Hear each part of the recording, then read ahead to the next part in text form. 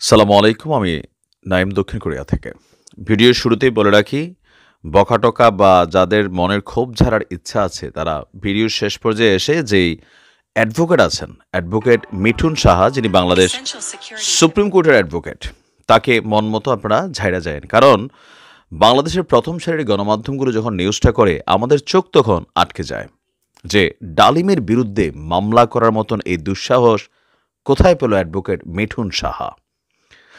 দর্শক, গত ৪৮ ঘন্টা যাবৎ পুরো বাংলাদেশ জুড়ে সেন্সেশনাল ক্যারেক্টারে পরিণত হয়েছেন মেজর ডালিম।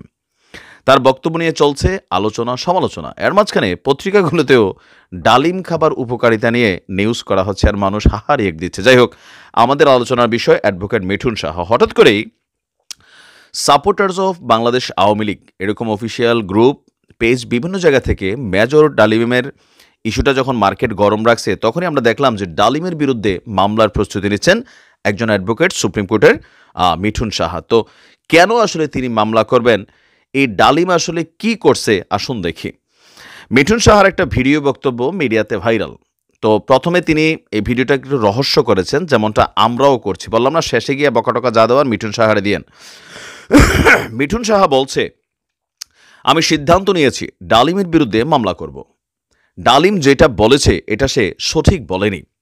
ডালিমের বিরুদ্ধে অ্যাকশনের কথা উল্লেখ করে তিনি বলেন, ডালিমের বিরুদ্ধে অ্যাকশনে না গেলে এই ডালিম দ্বারা অনেকেই ক্ষতিগ্রস্ত হবে। এ কারণে ডালিমের বিরুদ্ধে অ্যাকশনে যেতে হবে। ডালিম একটা কিছু বলবে আর সেটা সত্য হয়ে যাবে। তিনি হচ্ছেন সাধু বাবা। এমনটা যদি হয় তাহলে ডালিম যা বলেছে সেটি সত্যি হবে। ডালিমের বিরুদ্ধে আমি মামলা করার সিদ্ধান্ত নিয়েছি, কারণ এভাবে হতে পারে না। একটা মানুষ ঢালাওভাবে মিথ্যা কথা বলবে আর সবাই শুধু বিশ্বাস করবে, তাহলে আইনটি কোথায়? সেই কারণে আমি সিদ্ধান্ত নিয়েছি ডালিমের বিরুদ্ধে মামলা করব। ডালিমকে আমি ছাড়ব না। ডালিমের বোঝা উচিত মিথ্যা কথা বলার একটা লিমিটেশন আছে। মিথ্যা বলে যে পার পাওয়া যায় না, আইন যে সবার জন্য রয়েছে, এটা ডালিমের বোঝা উচিত। তো এরপর তিনি বলছেন, ঢালাওভাবে বলে যাবে আর তার বিরুদ্ধে কিছু হবে না, এটা তো হয় না ভাই। দেখেন, এখান থেকে আসছে নিউজের টুইস্ট। অ্যাডভোকেট মিঠুন সাহার গোষ্ঠী উদ্ধার করতে পারেন।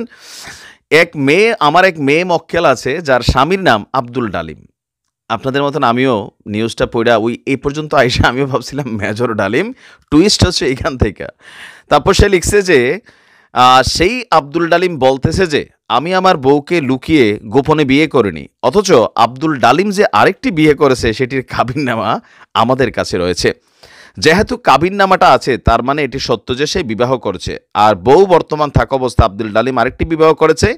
যেহেতু আমাদের আইনে পারিবারিকভাবে বলা আছে এক স্ত্রী থাকা অবস্থায় দ্বিতীয় বিবাহ করতে গেলে প্রথম স্ত্রীর অনুমতি নিতে হবে, আর যদি সেটা করা না হয় তার নামে আইন অনুযায়ী সেটি সে ঠিক করেনি। আব্দুল ডালিমের অপরাধ হলো সে তার বউ থাকা অবস্থার একটি বিয়ে করেছে, ব্লা ব্লা ব্লা, দণ্ডবিধি অনুযায়ী তার নামে মামলা করা যাবে। তাই আমি সিদ্ধান্ত নিয়েছি আব্দুল ডালিমের বিরুদ্ধে আগামীকাল মামলা করব। এতটুকু অংশ শুনে আপনাদের অনেকের আমার উপরে মেজাজ গরম হচ্ছে। এখন দেখেন, বাংলাদেশের প্রথম সারির গণমাধ্যমগুলা এই নিউজটা করছে, আর আওয়ামী লীগের কিছু ফ্যান পেজ আছে বা ফ্যান গ্রুপ আছে, সাপোর্টার্স বাংলাদেশ আওয়ামী লীগ, তারাও এই নিউজটার ভিতরে ভালো করে না পড়া তাড়াহুড়া কইরা এটাকে শেয়ার দিছে। যখন আওয়ামী লীগের পেজ থেকে এটা শেয়ার আসছে, মানে মেইন অফিসিয়াল পেজ না, সাপোর্টিং যে পেজগুলো আছে, তখন স্বাভাবিকভাবে এটা শেয়ার লাইক হইয়া ভিডিও, ভাই এই ভিডিওটা কয়েক হাজার শেয়ার হয়েছে। এখন এটার মেইন কারণ কি, লাস্ট পর্যন্ত কেউ পড়ে নাই। কেউ কেউ লিখেছেন উচিত শিক্ষা হয়েছে, ডালিমের এবার বিচার হওয়া দরকার। কেউ কেউ বলছেন বাংলাদেশে আসলে তাকে অবশ্যই জেলের মধ্যে ঢুকাতে হবে, কারণ সে মামলার অপরাধী। কেউ কেউ বলছেন বঙ্গবন্ধুর খুনি, সে তার মৃত্যু নিশ্চিত করতে হবে, এখনই বিদেশ থেকে ধৈর্য আনতে হবে।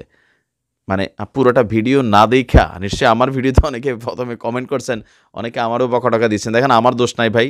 মার্কেটে যেটা যখন খায় ওইটার উপরে আসলে নিউজ হয়। দেশে এখন ডালিম, আনার আর বেদানা এগুলো নিয়ে নিউজগুলো চলছে। তো যাই হোক, অ্যাডভোকেট মিঠুন সাহা, ভালো হয়ে যাও, ঠিক আছে? আসসালামু আলাইকুম।